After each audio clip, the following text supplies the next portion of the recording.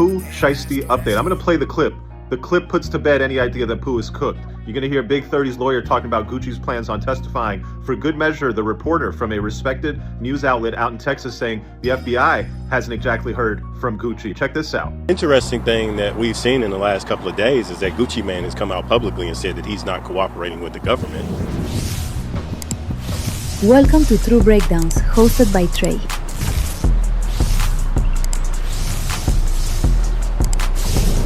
Welcome to True Breakdowns with your host Trey. Hit that like, subscribe button, and the notification bell. Share the video if you find this content entertaining or educational. Definitely appreciate the engagement, all the comments.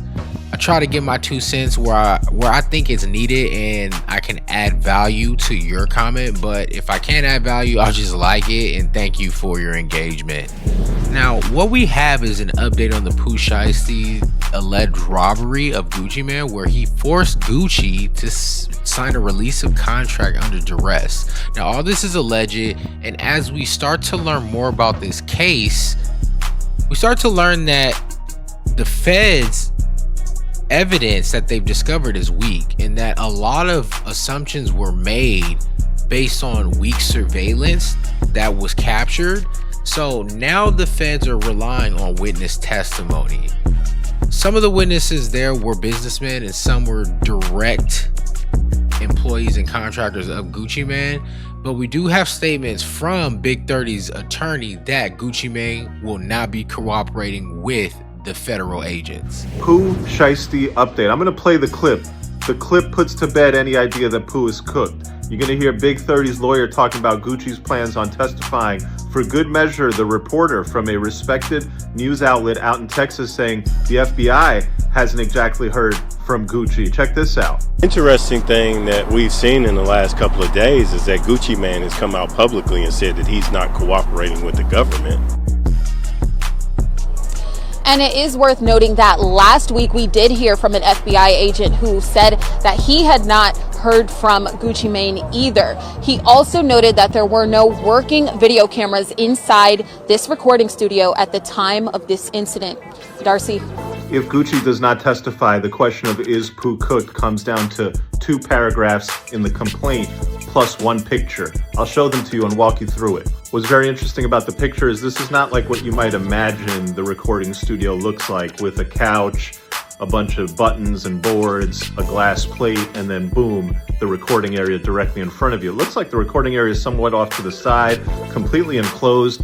It is not at all clear that anybody in the control room could actually see into the studio. And it's definitely clear that there could be people in parts of the control room who would not be able to see into the recording area at all. What does that mean? Well, we know the security guards were outside in the hallway.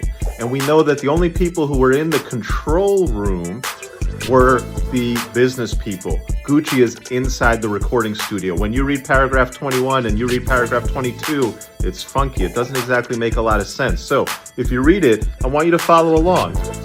They say Big30 barricades the door to the studio. They say that the security guards try to barge in, and when the security guards barge in, they get a peek and they see that they're outnumbered by the armed target suspects. It does not say that they are outnumbered by an armed Pooh Shiesty. Instead, they lump Pooh Shiesty in with the whole group of target suspects, suggesting that the security guards only saw other people, not Pooh with the gun. Later, where it's alleged that Pooh has the gun, he's allegedly holding it to the back of the head of one of the business people. And so, if there's anybody here other than Gucci who seems like they could put Pooh away, it's going to be one of the business guys. And so that's going to be ultimately, that guy's testimony seems to tell you where this entire case is headed. Everybody on the internet, I know you want to be so right, but the accused, when they get the full weight of the feds on them, deserve more than banter and gossip. Now that you have some facts from my video, you could go ahead and gossip about what that means about how this is going to play out, because this shit's about to get crazy. As I listen to this, I have to wonder if Pooh Shiesty planned it this way for the feds to get fragmented evidence that wouldn't lead directly to him.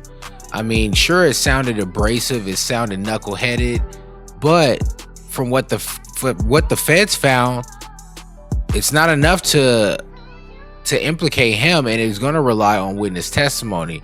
Now, there are rumors swirling that Gucci is the only witness that can testify, but obviously that's not the case. There were other individuals there. There were other victims there. Potentially, there were businessmen mentioned in the court documents that could lead to Pooh Shiesty being identified as one of the suspects. But we won't know until the case opens up. So, I mean, right now, we're all just speculating. Now, from my perspective, I do wish that Pooh Shiesty would have taken a different route. I do think that when you're in the music industry, you have to be professional. When you have millions of dollars on the table, I mean, from rumors I'm hearing, Yo Gotti on the back end offered Pooh Shiesty about 10 to 15 million. Then at that point, I mean, you have to lay in the bed that you made. Now, Rick Ross is going to chime in and give his 2 cents, and I feel like how Rick Ross feels, because if you make a deal with someone, no matter how bad that initial deal is, and you get a better offer, you need to sit down with that initial person, especially if you're being held captive as an artist, and work something out. Maybe, you know, pay something to get out of that deal and move on. That would have been the best way to do things. But I mean, all this is alleged that Pooh Shiesty forced Gucci to sign a contract in duress. But yeah, let's listen to Rick Ross's take.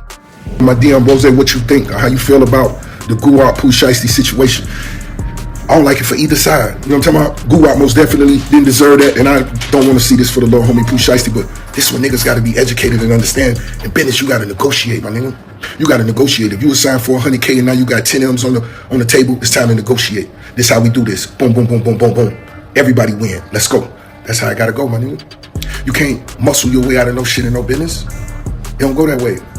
And I ain't just talking about on the people side, but on the other side, the blitz gonna come. You can't run from it, homie. That's the way it goes. Negotiate. It's time to educate. I want to see young hustlers from the South win. I want to see it. There was a time I got Gotti and Guwap on the phone together. Us 3 on the phone, nigga. And it ain't nothing to discuss. It was no disrespect. It was no raised voices. Rose just wanted to plant that seed. And I understand one phone call may not fix all the situations, but you want to plant that seed where niggas may be able to move forward one day, get some paper one day. The CMG 1017 tour one day, that was Rose mindset. And I wish nothing but my homies the best. When it come to business, let's negotiate. Niggas can't take the streets to the do. Nigga gonna get a life sentence with that shit, bullshit, nigga. Let's get to the B's. Listen, I'm on that Nino Breeze today. Omerta just was released. We back in Paris tonight. Now, with that being said, this is just bad war tactic because Gucci Mane has won the war. I mean, Pooh Shiesty music is blowing up because of all of this news swirling around. And guess who's the primary beneficiary of that intellectual property? Gucci Mane. And now because of this controversy, I'm pretty sure Pooh Shiesty has been shelved by 1017 until they can figure all this out. So it's not like Pooh Shiesty can make any new content and monetize it. Now, we know Gucci Mane and Yo Gotti have a long-standing rivalry, and the whole reason that Pooh Shiesty is signed by Gucci Mane is because Yo Gotti might have smashed Gucci Mane's wife. We don't know this. This is all alleged, but that's what rumors are saying. Hey, I don't know who need to hear this, man, but no, I'm lying. Hey, Gucci Mane, LaFleur, you went and signed 100 nigga from Memphis, Tennessee, to try to antagonize Gotti all because he fucked your wife. Then you dropped them little niggas and killed Pooh, and now Gotti done took Pooh Shiesty from you. How I feel to have a Memphis nigga, man, take your wife and your #1 artist? You gotta tighten up, Gucci. All that goofy shit you were doing. Signing 100 nigga from Memphis, Tennessee, you ain't never heard them nigga mixtape. Just signing a nigga trying to antagonize a nigga. And you know we know about the other little shit that just happened too. And we're gonna run that later on though, Gucci. She real shiesty around here, I see. Well, there you guys have it. Looks like Gucci Mane will not be cooperating with the feds, and that's from Big30's attorney himself. Looks like Gucci Mane street cred's gonna stay intact. Now, I'm going to keep you guys updated on this case with Pooh Shiesty and let you know how it unfolds. All I need you guys to do is hit that like and subscribe button and that notification bell, and continue to comment and engage on the platform. I appreciate all you guys for your feedback and your commentary, whether it's positive or negative. Once again, you're on True Breakdowns with Trey. Peace.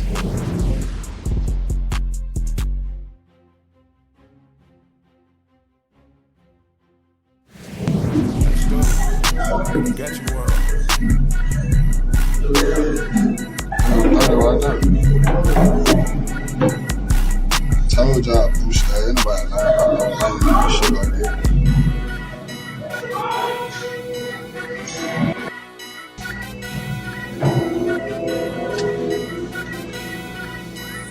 Feel better.